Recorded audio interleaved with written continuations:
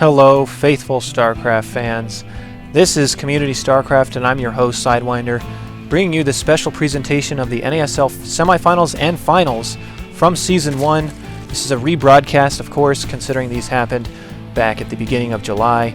And speaking of July, here is StarTale's July Zerg, spawning as the red Zerg at in the bottom of Terminus, and Terminus is a very interesting map. We'll get to it in just a second. He's fighting TSL's Puma, and Puma is currently ahead 2-1 in the series. This is Game 4. If Puma wins this, as it is a best of 5, he will advance to the finals, automatically giving him $25,000. If he wins the finals, he doubles that for $50,000, which is a huge prize payout. And such a great thing to see here in North America. I cannot stress this enough.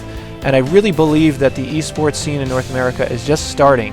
And if we're already kicking it off with prize pools like this, you have to imagine it's going to get huge. So I'm so excited for this.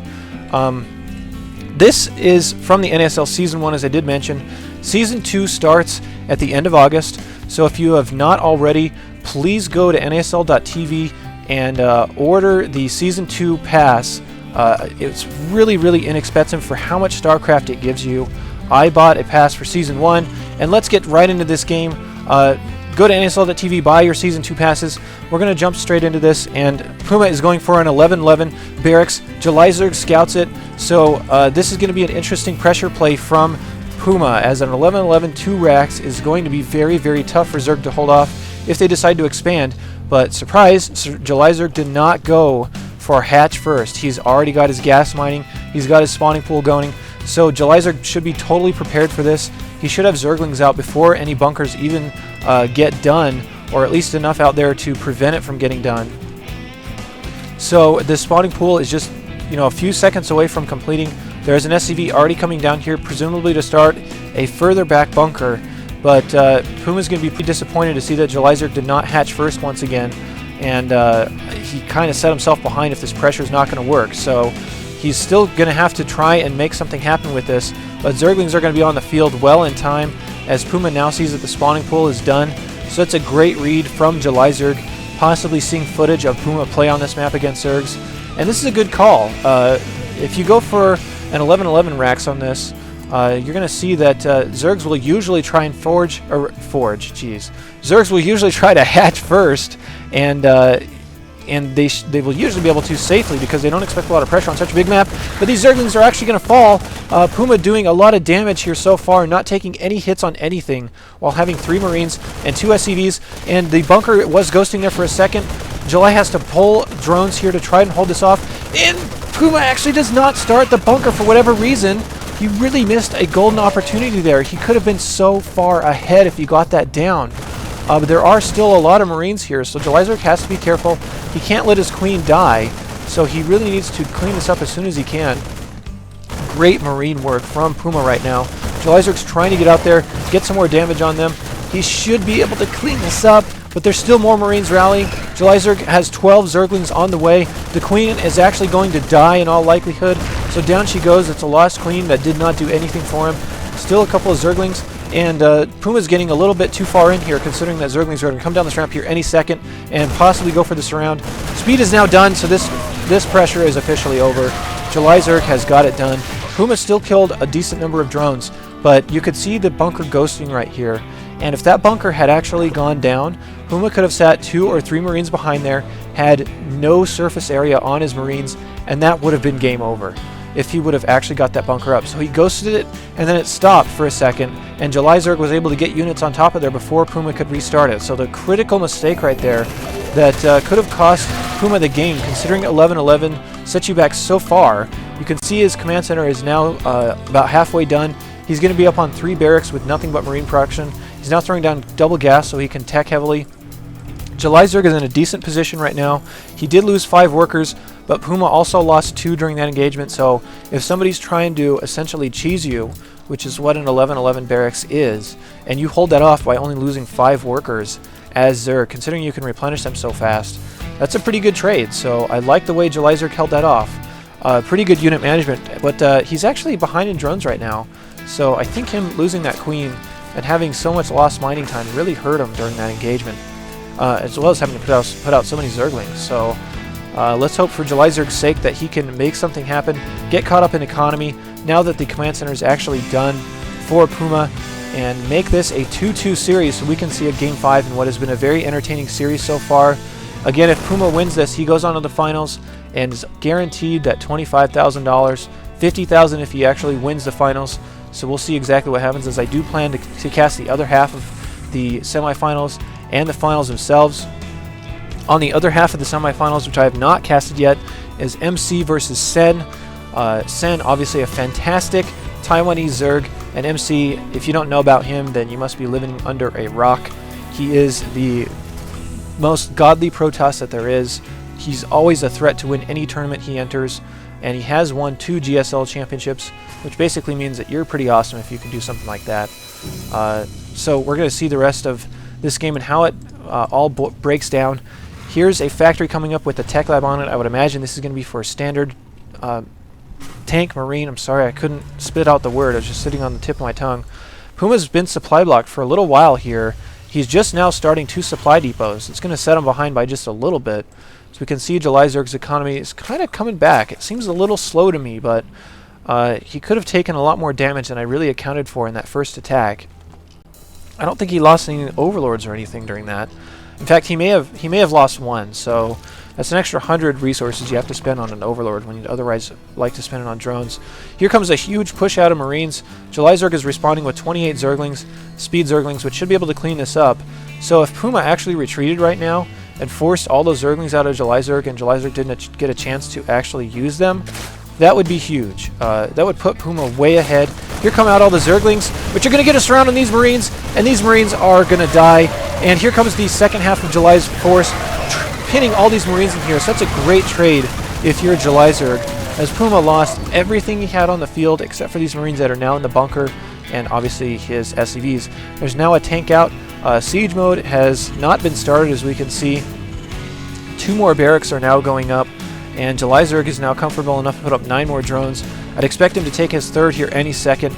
You can see that on Terminus, this is actually a rich Vespene Geyser, which puts out 50% more gas than a regular Vespene Geyser. So it's basically like getting a lot more gas for less drones. So it's a really nice expansion to have if you need the gas, especially if you don't want to produce as many drones to get a similar result. 10 more drones coming up for July Zerg, so he's droning very, very hard. Baneling's Nest, Evolution Chamber now coming up, as we can see them ghosting. Marine Shields are coming up for his Marines, and he did have stim during that engagement.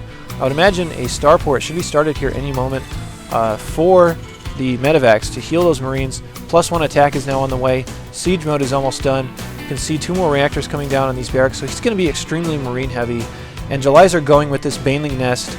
If he saves at least a decent amount of gas for Banelings, then it could be really disastrous for Puma, considering his tank count is going to be so light on only 1 factory. You can see there's 2 tanks on the field and a decent number of Marines. I'm not really sure why Puma feels, okay, he's not going to push out that far. This is actually pretty good tank positioning. But if he was indeed going to push, I was going to say, I don't know why he feels so confident after losing all those Marines. There's also a Spire coming up here for July Zerg. We can see in his... Where is that Spire? Anyway, I was just going to say, as we can see here in here his main, but his not, as far as I can tell. Oh, it's right there, hiding behind the Baneling's Nest. So the Spire will be up. And this is interesting from Puma. He's a very, very smart player, and what might be going on right now in his head is him thinking that, well, look how short the travel distance is between July's main and my 3rd. He may invest a lot of gas into mutas, and if he does, that's going to be a lot less gas for him to spend on Banelings. So me going for this Marine-heavy composition, if it's in a straight-up fight against a lot of mutas and not very many Banelings, actually will work in my favor. So we'll see if July Zerg actually plays into that, or if it's even crossed his mind. So Puma may be ahead here in the mental game, which of course StarCraft is a mental game, but it goes so much deeper than just thinking about the game. It's thinking about what your opponent is going to do before you even see them do it. So this is very, very smart play out of Puma. We can see 10 mutas now are about to pop. 10 more Zerglings. July Zerg morphing a team of 8 Banelings. I would like to see him research Overlord dropping, as there's now a starport done here in Puma's base. It's not reactored or anything, so there's not going to be Vikings to intercept any sort of drops. The mutas are now moving out, so we can see the Marines also moving out. So if there's a straight-up fight between these two, the mutas are going to lose, but Jalizerk has a decent amount of ground units to fight this off as well. Puma's actually slightly ahead in supply, which is kind of surprising. Here comes the push-up. It's going to take out this tank. Here come all of these Zerglings, and the Banelings up here are going to take a lot of damage. Nice micro there from July. Wow, that was really, really smart. But the mutas are still going to die in all likelihood. Jalizerk really needs to retreat and let these Zerglings clean up the mutas, or rather let the Zerglings clean up the Marines, but Jalizerk unnecessarily loses some mutas. But if you saw that micro out of July, that was amazing. That was beautiful. Small little Marine drop here. I don't think it killed too much, considering Jalizerk did pull all of his drones away, and that still looks very fully saturated. But if you notice that, Jalizerk really needs to transfer drones out of his main. If you notice that, Puma had like 2 or 3 tanks here, and the Banelings were all bunched up. So if he just went straight after the Marines, the tanks would still have a point in which they could still hit those Banelings, since if you get too close to tanks when they're in siege mode, they actually can't fire. So they have a range that's both determined by a minimum and a maximum range. So Jalizerk actually ran his Banelings up the side of the tanks and then nailed a bunch of Marines because the tanks couldn't get shots off for a while on the Banelings. So that was great micro. Something that you don't regularly see out of Zergs, at least consciously paying attention to that. So that was beautiful play. Here comes Puma with a little bit of a follow-up push. Jalizerk is still slightly ahead in supply, but his mining at his third is really kind of sparse. I'd like to see him take a fourth by now, but Jalizerk does get into this mode where he makes enough drones until he thinks it's enough, and then he just starts making units and keeps making units until the game's over. So that's kind of what killed him in the last game. He just didn't have a very stable economy to replenish his army after the initial engagement, or rather after the biggest engagement of the game. And I feel like he might suffer from the same problems now, considering he's only at 66 drones. If you're running Mutiling, you can really afford to go up to about 80 drones if you're being really aggressive. July is now taking an expansion. I'd like to see him double expand personally, just to get more drones and more production out. He's floating quite a bit of resources, we can see, and he's just not been a very big fan of the macro hatch. Here comes another big engagement here at July's Natural. The Banelings are too late to report, and again, he sacks all the Banelings on the tanks. Pretty bad Baneling control that time, but he's still going to clean up this army. More Marines are flooding in here, though, and Jalizerk just may not have the production in order to hold this off. 5 more mutas, and mutas are not the right answer to kill this composition right now. Zerglings do come up here, though, and they're really ripping apart these Marines pretty decently, but the medevacs are keeping these Marines alive for a really long time. You can see them. Look at that big blob of Zergling guts all over the ground.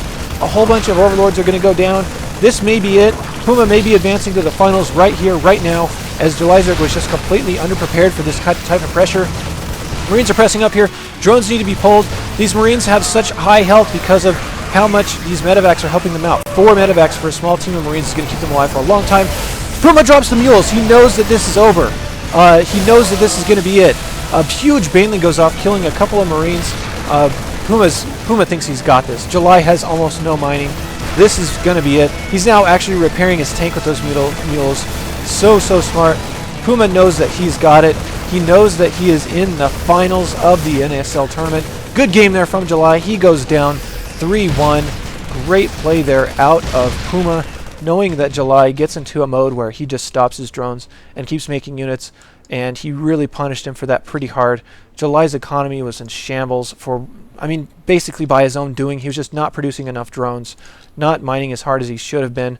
Look how oversaturated he was in his main. All these drones mining on such tiny amounts of mineral patches. But Puma, with unrelenting pressure, takes it, and he takes the series 3-1. He's going to move on to the finals, the very end match, whatever you want to call it. And we will see who his opponent is here in the next series. I will cast it and upload it hopefully within the next couple of days. So stay tuned for that. I'll see you guys later. Thanks for watching.